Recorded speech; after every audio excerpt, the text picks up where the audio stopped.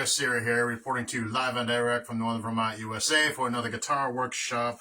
Go back and check out my August Siri soundstage. Did a recent repost. My inbox is blowing up for that set for requests. It's like, well, I explain, if you just look in my Reels file folder, you can find it, but they want it presented back on the timeline. So, okay, I aim to please. So all my original hard rock yummies that I put out to all of you all the time can be found on here and my YouTube channel, Hard Rock Vermont. I'm just going to check something here and I'll be right with you guys. Yeah, okay, not bad.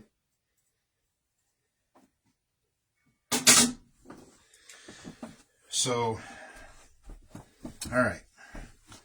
This workshop is about writing and arranging. I did another workshop on song skeletons, I don't know, last week, the other day, or whatever it was. Go back and check that out. When I do different series of a similar topic, I try to cover different areas. So the song skeleton is more of just building parts for songs that will become songs eventually, where the difference being here with writing and arranging is these are what the actual songs will be. There's no going off to the skeleton folder and then pulling from it later on. This is a direct, writing and arranging. Not much on the theory end. I've covered some of that stuff with the riffing and the mode switching and the different methods I use for my guitar work here.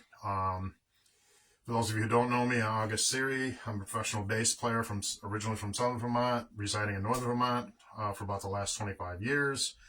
3 national awards, won, 4,500 shows plus shows played, performed with different cover bands around the tri-state area. Record deal offered from Atlantic Records subsidiary, back with an award-winning album that I was a part of. And that's about it. Just giving you kind of a quick little rundown of getting into my life story and bore everybody. Got the processor out, got the Boss GX10 styling. Got it dialed in pretty sweet here. So that introduction piece was actually, it's one of my newer songs. That virtual stage stuff that I released recently is also new material, but it never stops, you know what I mean? So, again, I'm not going to get too much into, okay, what I'm playing and breaking it all down. I've done some of that on my past videos. And disclaimer, I'm not a music teacher, I'm not a guitar teacher, I'm not a bass teacher. I am just a professional musician who's been doing this for a long time. And I am well-versed in music theory and sight reading and all that, on the academic end. But on the writing end, for guitar work, I condense it down because there's only so much time in the day. You know what I mean? I explained this stuff before. I'm more experienced on bass. That's where my professional experience, most of it lies. I had been on stage with guitar and vocals before, different various times throughout my career, but not as a regular thing. It was just a kind of a special, exclusive thing, and rock the crowds. I mean, I could easily just be a dominating force on guitar in this area or anywhere else, easily, but I would have to just do this, like I said before. I know I'm repeating myself in some of this stuff, like I always say, but I love guitar, don't get me wrong, but it's more of just a writing tool for me. I actually love playing bass out live with bands. Otherwise, I would just market myself with my Les Pauls and I would just do this and be a guitar player, right? Finding your identity, right? There's that thing too. But my identity is a bass player, but there's nothing wrong with playing more than one instrument. You don't have to be just one thing. You could be multiple things. Just, you need to build your toolbox on each instrument. So I'm an accomplished drummer. I've been playing drums since I was 7. I was drumming the Kiss records when I was like 8 years old, 7 years old. And Alice Cooper and Queen and all that. The melting pot thing. I didn't start playing bass till I was in my teens. I actually started playing guitar first, switched to bass within a year, immediately stayed on bass for a long, long time and just kind of dabbled in guitar. That's really so from my experience, So what is August Theory? Well, August Theory is my solo project I started in 2009, and it was really strictly a session project. I really never intended on marketing this, although I do have a set list that would be marketable of cover song classics, dance rock classics, and there's some good stuff in there. That's what I'd have to focus on for demographics if I wanted to market this, but I am not doing that. I just join other artists in open forum for the last year. I've done about, a little over 30 shows in 2025. Definitely want to do some more of that. As a bassist, but there's nothing wrong with playing more than one instrument. You know what I mean? Definitely don't want to be jack of all trades, master of none. So you need to balance your priorities and what you want to spend your time on and work on, just like anything. Generally, you want to wear more than one hat if you want to be your own production, and that's really what I've been here for a long time is,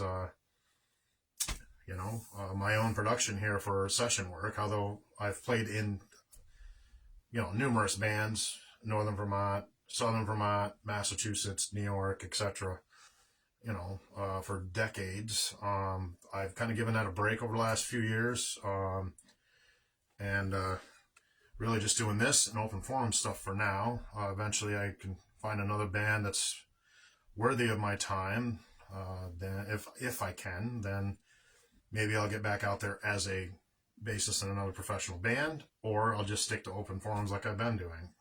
Kind of just sticking on that path for now. I don't get as much stage time as I would like on those shows, but I get enough to generate some content from my page, and it's fun. I still get out in front of an audience without the commitment of a full-time band, that you have to do with rehearsal schedules and all that stuff, and inner workings, and hopefully no drama, and those type of things. But anyways, that brings me to this workshop, and so writing and arranging, that's really the focus.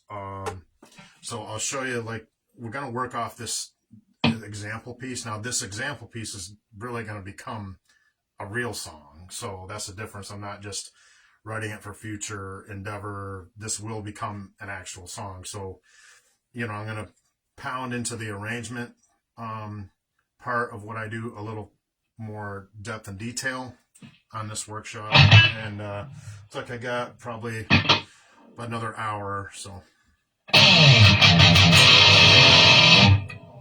So got the Les Paul all fired up here.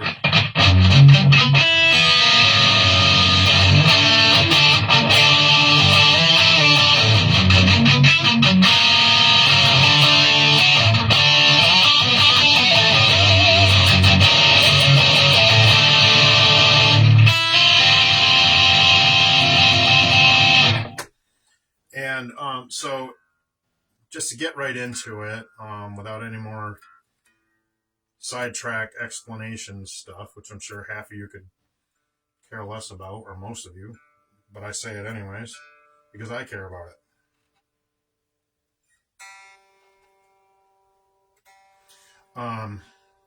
Helpful, I was tuning the right peg. Yeah, then I knocked this one out. Yeah, so really August Theory is just part of who I am as an artist.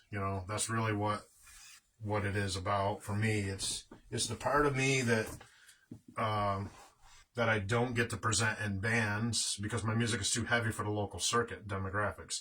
I wouldn't be able to book this stuff. I'd be able to do maybe 1 or 2 songs like this from my original cat, and the rest would have to be, cover song classics, Absolutely. So, I'd be, I've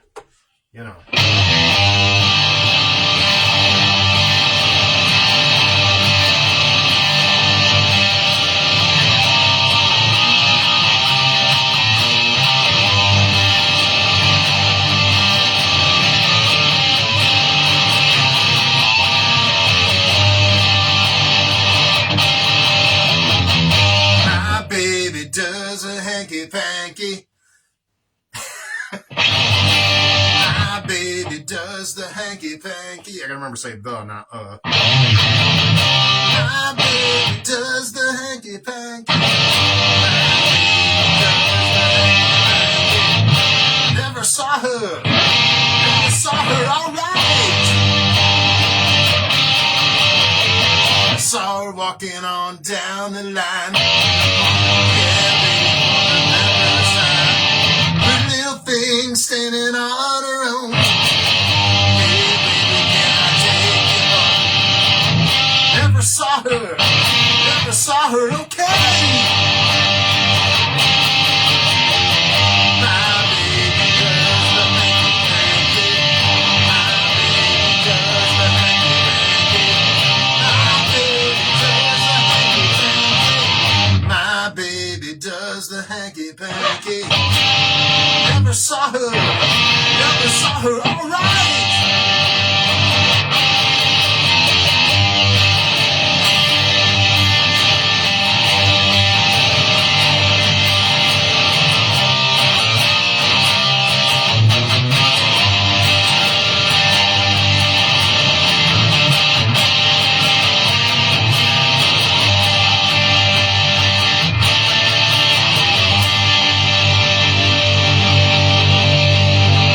Thank you very much. So that's what I'd be playing to get local cover gigs, and that's it. I mean, that's the kind of stuff you got to play to get hired in this region. Any of you professional musicians out there watching this know what I'm talking about, because you won't get hired if you don't play this kind of stuff. I could play this August series stuff all day long, but when I go to book it, they're going to look at the set list and go, I don't know. I don't recognize any of these songs. Are they danceable? So that's why I just keep it as a session work, because it's fun. I still get to share my heart and soul of who I really am as an artist. I'm a hard rock artist. That is really the heart and soul, bare bones, right to my soul of who I really am. And anybody who knows me knows that. When I jump on bass, I am much more versatile because I've played in a lot of different kinds of bands, mostly rock, blues, funk, classic rock, hard rock. No country bands, though I can play country music. Never done that, but I've done blues, funk, classic rock, hard rock, with some partial original bands. Again, sprinkle the originals in, because if you don't, you won't get hired. You got to be playing Grand Funk Railroad. You got to be playing Beatles, Rolling Stones. Hello, So, not to get into the marketing concepts of the local musician in Vermont, but, if you're on sign and you don't have a management and a following, you're not going to have as much flexibility on what you can play. That's really what it's about.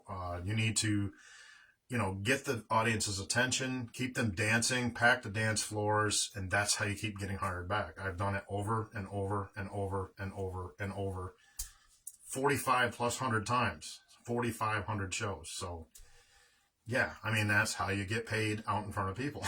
It's a pretty simple concept. It's just not simple to keep people committed, reliable. Musicians are liquid, tend to, if it's not really their thing, they don't want to dedicate themselves to it, and then they disappear.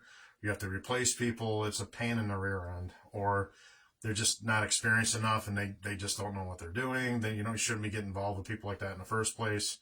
If you want to market a professional project, then hire other professionals, but they're going to want to be playing. If you've got somebody who's coming from gigging bands, then you need to have yourself established. You can't just expect them to come to your rehearsal space with no shows booked and no marketing concept whatsoever.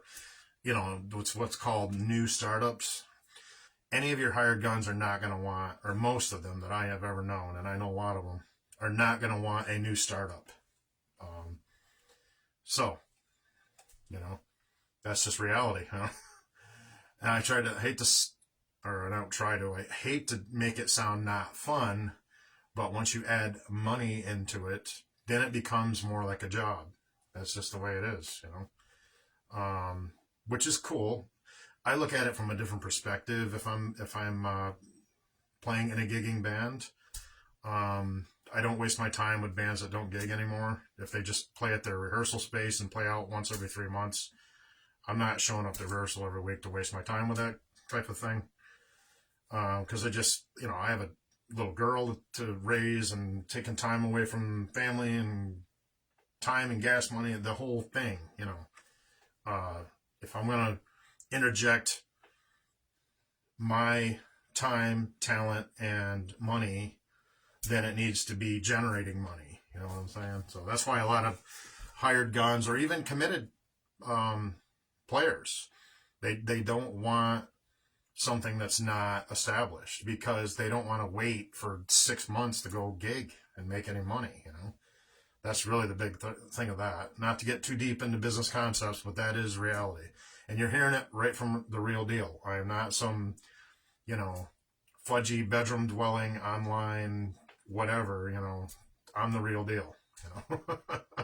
I've been out there in the trenches for decades, all over the place, and, so that's why I share this information, because it's real world stuff, real factual information, at least from my experience and perspective. There's more than one way to skin a cat, so to speak. I know that there are other marketing perspectives that also work, especially with digital media, social media, and the different platforms out there nowadays with everything internet-based. I realize the music industry has changed. It is no longer the cassette tape industry, I understand that, but that's really it. I mean, it's not a negative spin on it. It's really just a reality spin, and that's what you need to do. If you want to take this thing and make money with it, that's what you have to do. That's what I have to do. That's what anybody has to do who is a musician. I do the same thing when I'm on bass. So back to the topic. I know I'm wandering. Sorry. So I'm going to just work off on that song concept, because this is not Song Skeleton. This will become an actual song immediately.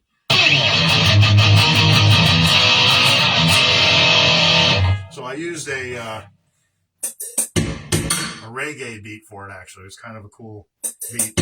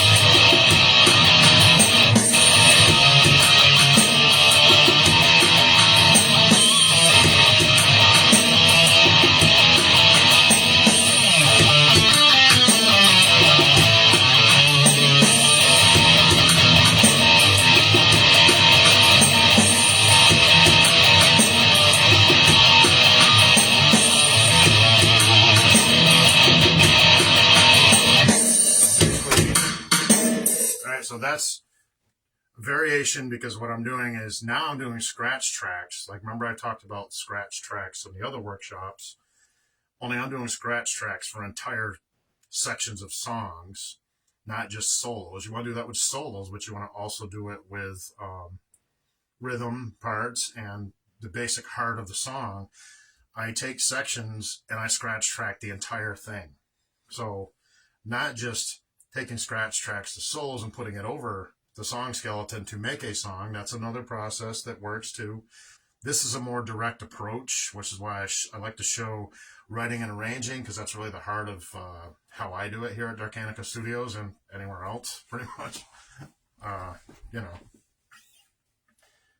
So anyways, so that would be another scratch track section, because it's a variation from the original introduction piece, which is the same thing. It's just another, you have to do variations of parts. Now, another thing is lyrics. So I don't have any lyrics for this, since it's just an example for writing and arranging, direct song approach. But so I would start to think of, okay, what kind of, plot or what's going to make the summary of this piece? Is it going to be a lyrical content thing, or is it going to be more parts based instrumentally with just some lyrics put into it? Which part is going to be more dominant? In this case, it's probably going to be more of a heavy groove and rhythm based dominant piece, which is a lot of my stuff. Um,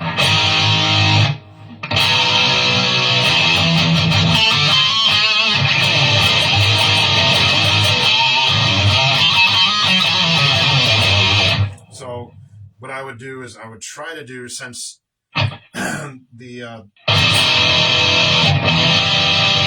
piece is in E minor, so that would be the tonic.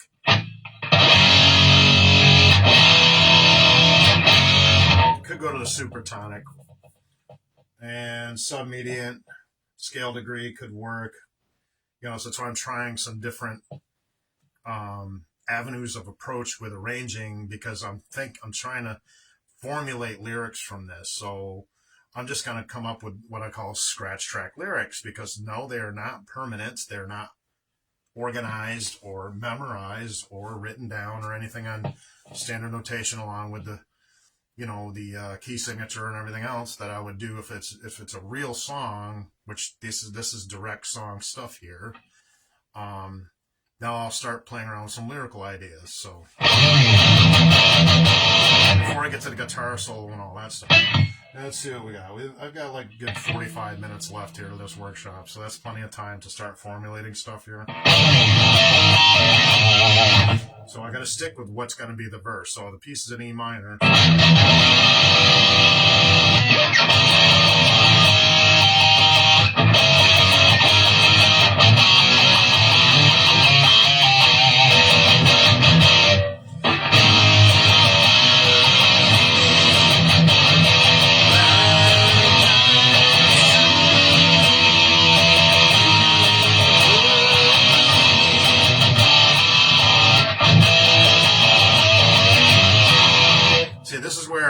When I start thinking, you were with me, the E minor key, remember? I know it's true. I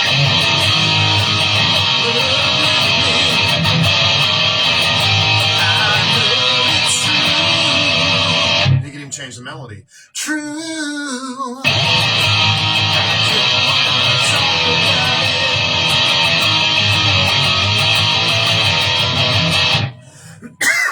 So, as you can see, that's how I start formulating scratch track lyrics to scratch track sections. And then what you have to do is you have to eventually cement those parts. It can't just remain ambiguous, whatever. You have to cement these parts. So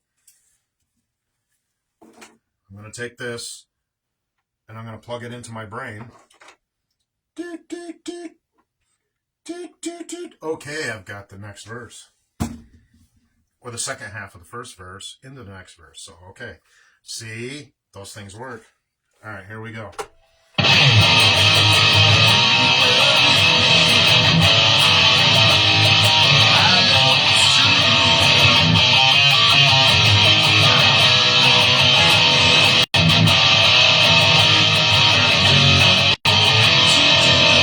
And then timing.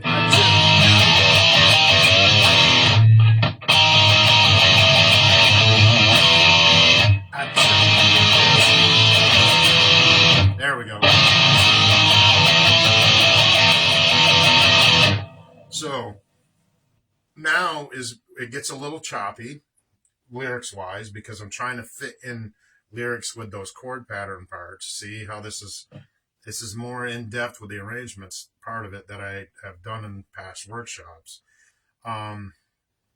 So you have to go through this process, because yes, of course, I want to write the lyrics down on a lyric sheet, and of course, as I'm formulating, and I could do that right now, but for sake of time, I'm just going to do some scratch track and probably leave it in that mode until I actually just go to cement and spend the time to finish the piece. Then that's when the real stuff comes out. But for sake of song arrangement, workshop construction example, which is what state this piece is in right now, because it's not even a full song. you know. That seems to work for me. So hopefully you can understand what I'm showing here, and I articulate it the best I can. So.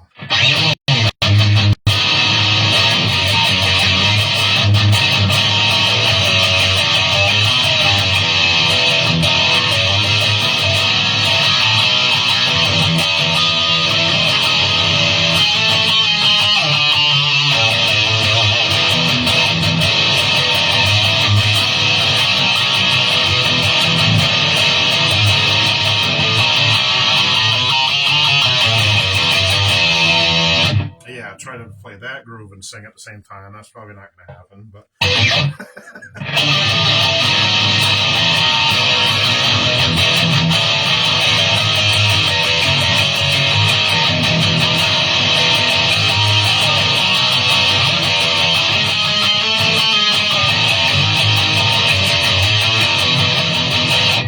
so that's where that comes, where the timing thing comes in. Also, if you're going to present this, if you're going to perform it live, or, you know, whether it's for my virtual stage here or even MP3 to record it, remember, those are the two forms I use from Darkanica here. It's either MP3 or live. Most of my stuff is virtual stage live because that's where I get most of the interaction.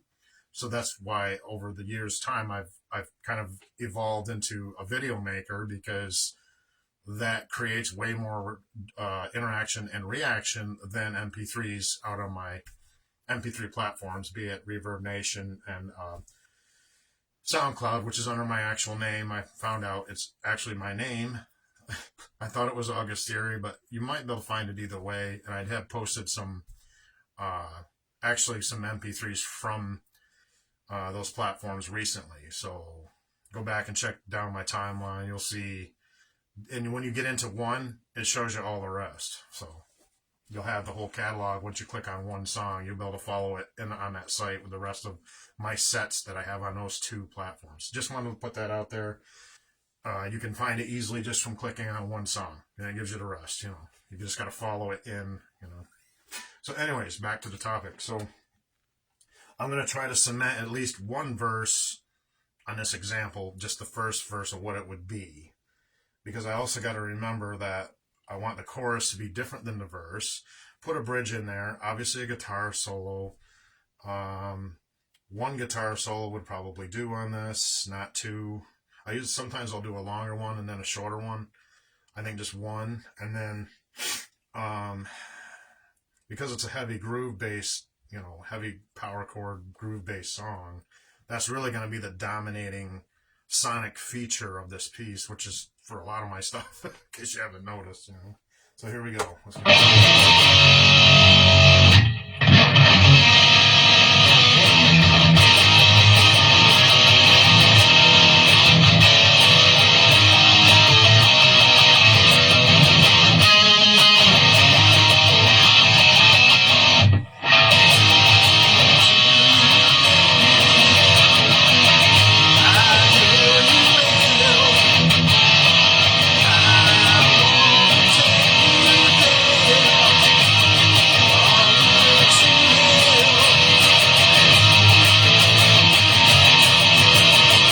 See, now it's going to be a key change, so I'm not just repeating the same, you know, pattern over and over and over. I don't do that. I'm more of a prog rock bass player, so I need to change things, you know.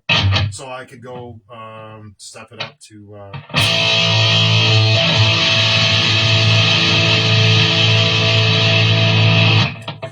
I could step it up to A.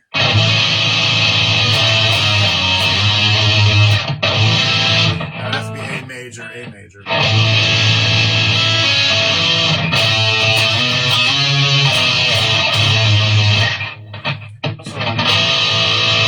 right in the middle. So now I got to play the beginning of what the verse piece would be, just a section, one section, just so I can get a. I need to, in my mental sonic math here, figure out, okay, how many measures is that going to be? And then, of course, I'm shortening it up for example presentation here. But also, when I make the change, does it sound good with the original tonic, which in this case, E minor?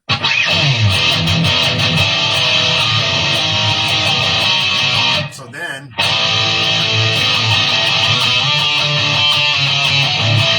it sounds more like a bridge when I go to A there, but I don't know, I guess. It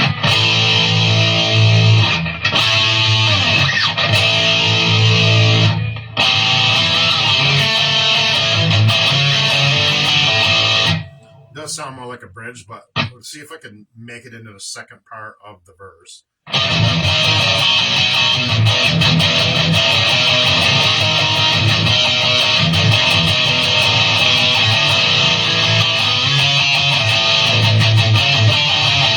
That's better. Keep it more straightforward with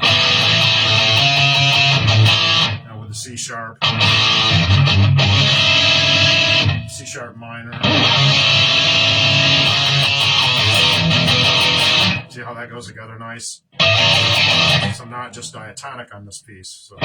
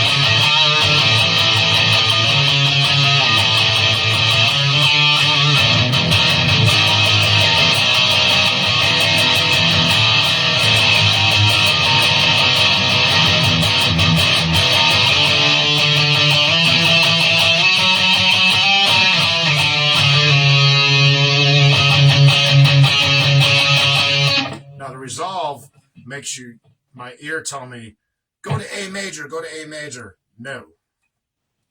This is where I will be different when I go down to, well, an anharmonic equivalent of C sharp minor is D flat minor. So now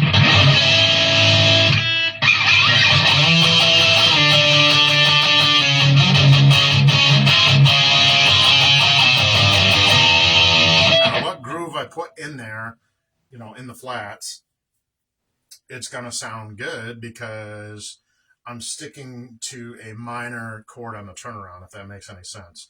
Now, if I did mode switching there, it's not going to work. You have to stick to what sounds good harmonically, melodically.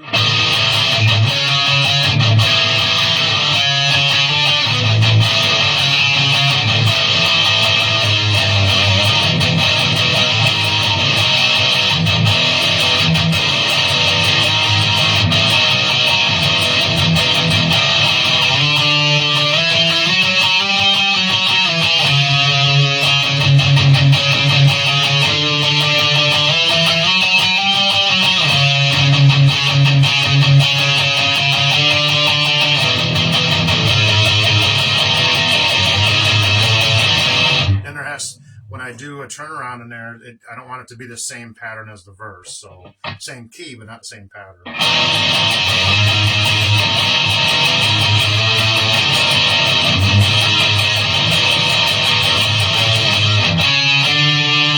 This will be the bridge. So.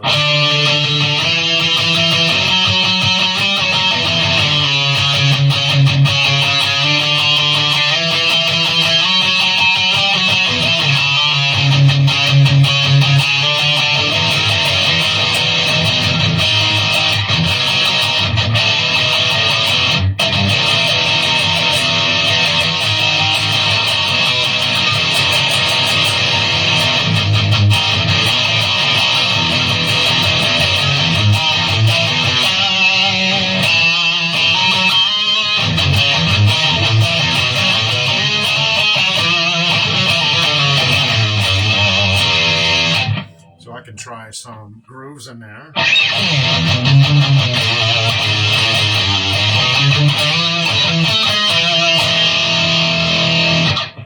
you know, or I can do a lick in there.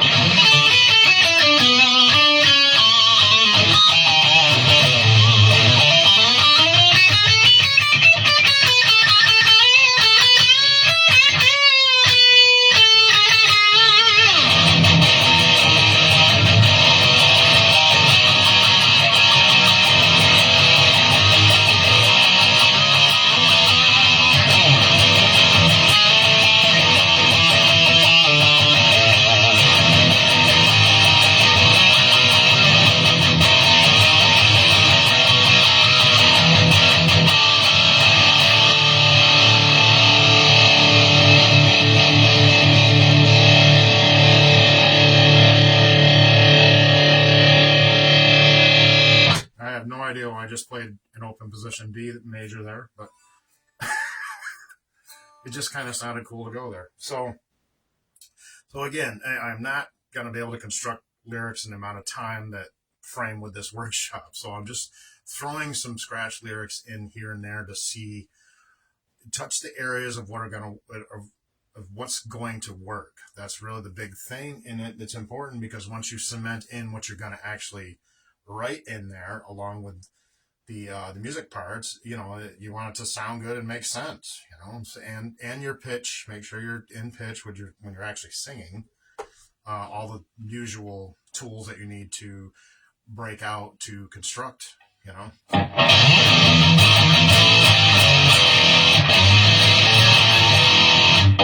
So that's really where it's at for me when I'm writing is in song arrangements, is finding those tone centers that work, pitch centers that work for my own voice, my own vocal capabilities, my range, that's very important, and other things like that, timing, and what actually works, you know.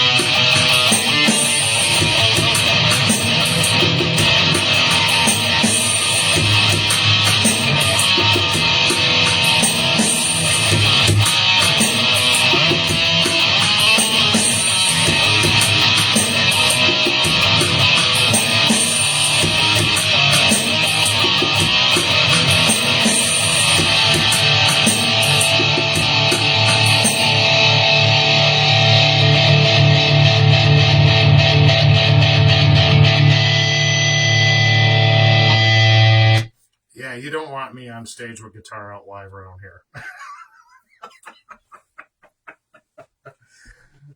We got 60-year-olds going, "What is this? Oh my God!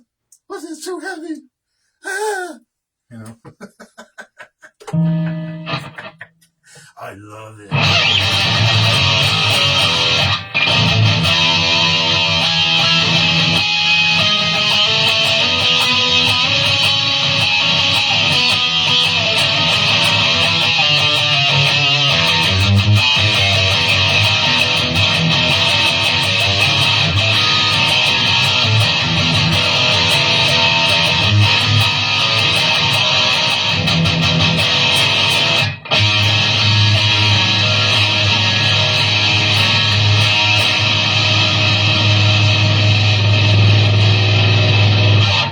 Yeah, I sometimes like to rotate in like dominant seventh chords, as if you haven't noticed, and like just touch on some different areas, where I'm, working with seventh chords or ninths, or I'm bringing in stack intervals over open position. I do that a lot, as you can see. I'm using octaves and some counterpoint. I mean, I could go on and with breaking down and explaining every single thing I just played. We'll be here for a while, and that's not the object of this workshop. When I touch more on my theory stuff, I'll get more into that kind of, explanatory playing, as I call it. But as you can see, it's, you have to work on this stuff. Now, I just put in a couple lyrics. There's no way I'm going to be able to work this all out right in front of you. Sometimes it will come easier to me, and I can, but that's not happening today. I'm just trying to figure out what works for parts going together instrumentally, and I just threw a couple lyrics. So I'll try a little bit more singing. I know you're not able to hear my vocals that much, but just from my own juxtaposition of lyrics versus no lyrics. So we'll just try.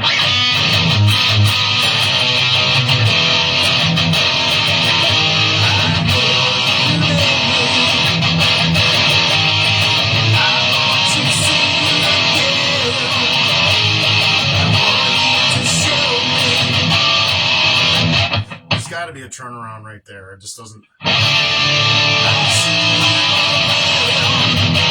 I could just go to D major, A major. It just seems to work. See, that's where you've got to sing along with it.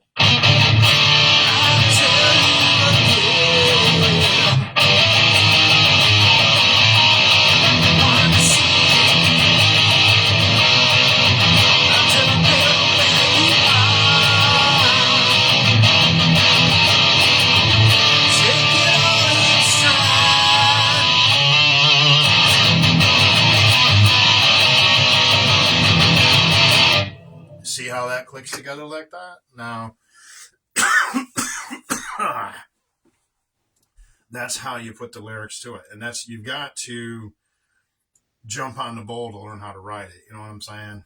Or to be able to stay on that 8 seconds. You know what I mean?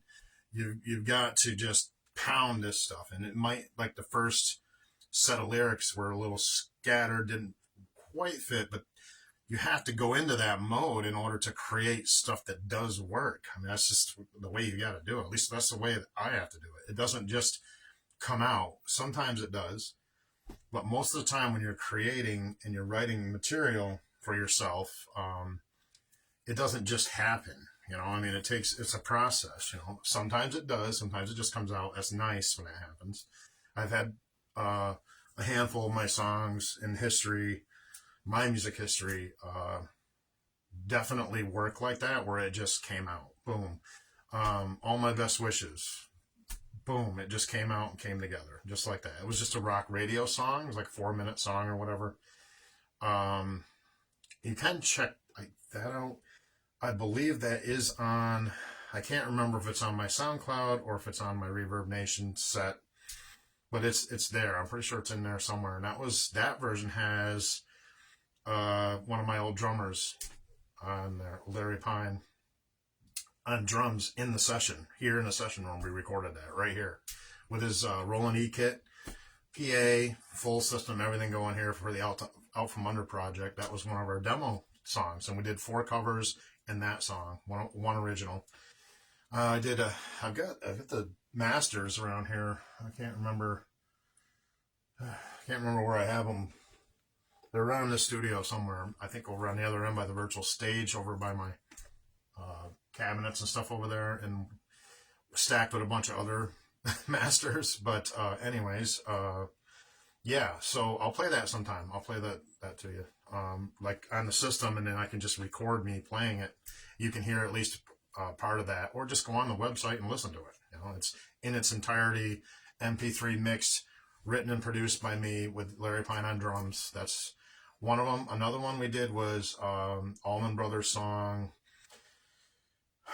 Did Ramblin' Man, and we did actually a really good job of it. I did not do the Duane Allman slide solo or anything like that, and I just did my own variation, improvised solo to it. It sounded good on my Les Paul, you know. So, and then we did a Driving and Crying song, one of their 2 hits in the 90s. They were a 2-hit wonder band. We did the better one, not To Build a Fire, the other one, Fly Me Courageous. That's on, actually I think that's on Reverb Nation right now. Lonely Boy from Black Keys for modern blues rock. That came out, 6 or 7 years ago, or more than that, 10 or so years ago. And we've got that, my version of that. That's with Larry Pine on drums, me on guitar, bass, vocals, mix downs, and everything, for a cover song. So there's 2, 3. So we got, did the Allman Brothers. We did that Driving and Crying song. We did the Black Keys song. And then there was one more cover song.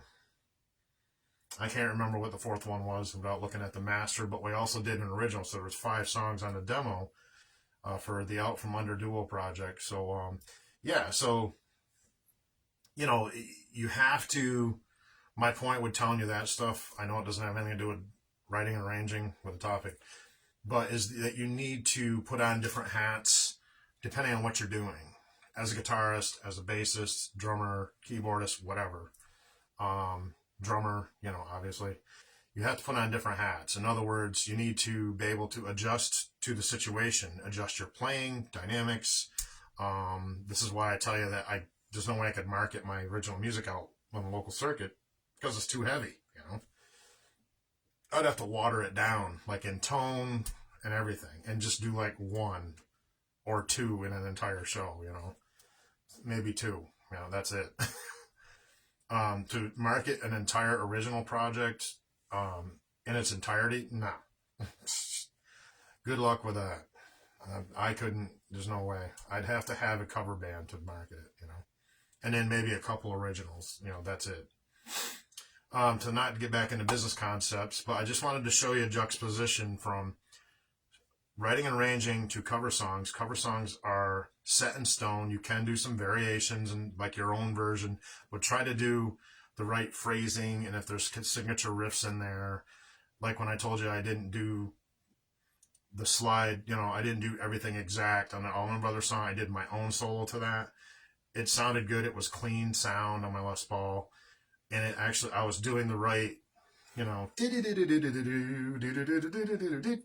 did all that stuff. The intro riff repeats itself in the song and the breakdowns before the verses and that kind of thing. Country, you know, that's the closest thing I ever get to country is Allman Brothers. Honestly, that's that's it. And on guitar, at least, you know. Bass, I can play anything, pretty much anything, because I'm usually not singing. You know, I'm just playing the bass lines and maybe some backups or whatever. Then I can, you know, I can do anything, you know, pretty much. But yeah, so that's I like to show juxtapositions. I do that often, as anyone who's followed my stuff knows this. But combining, you know, what you would do on a cover song. Method and focus versus creating something. 2 completely different, just like 2 different modes of thought, just like sight reading. It's a different mode of function. It's muscle memory because you can't stare at your neck. You got to watch the sheet music, to a different mode of function, originals versus cover songs isn't necessarily a different mode of function unless you're reading charts to play it. Then it's a different mode of function because you're sight reading now. But if you're just playing it from committed parts to memory,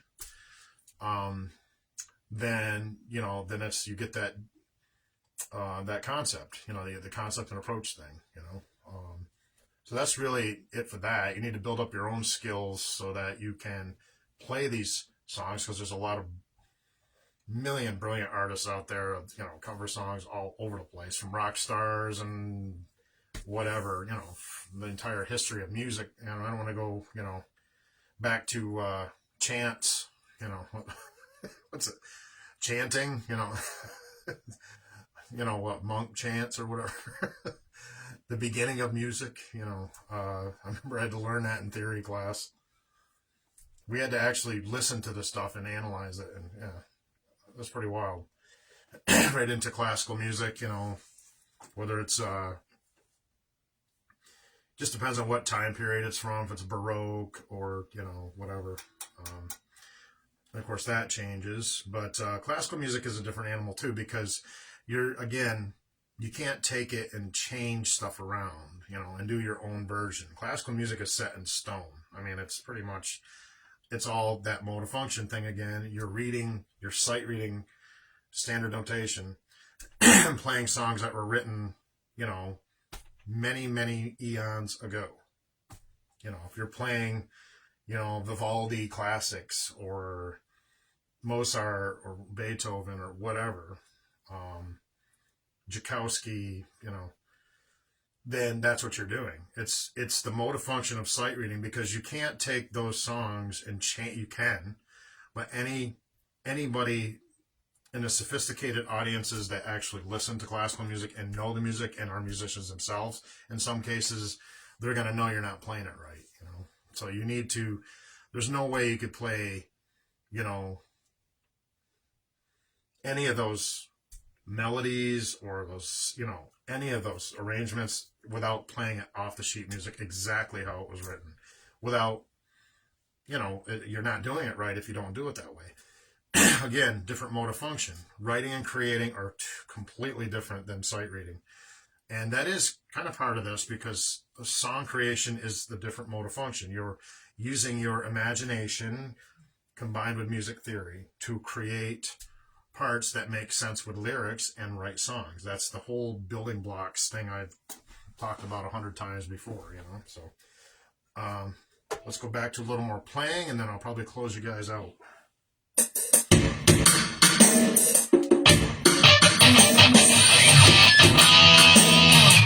we need to come up with another part here.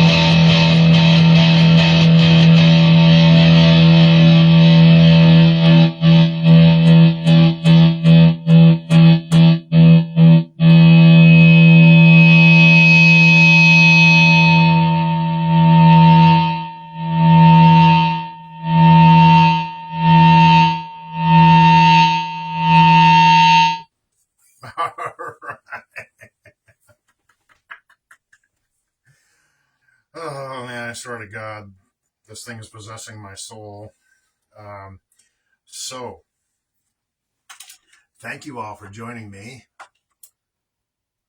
for this workshop on writing and arranging from the Creation Cave, Darkanica Studios, USA. And like I said, it's really just in concept. There was nothing finished done here, no finished product, nothing on the copyright list yet with this piece, obviously. I just wanted to share my processes and what I do.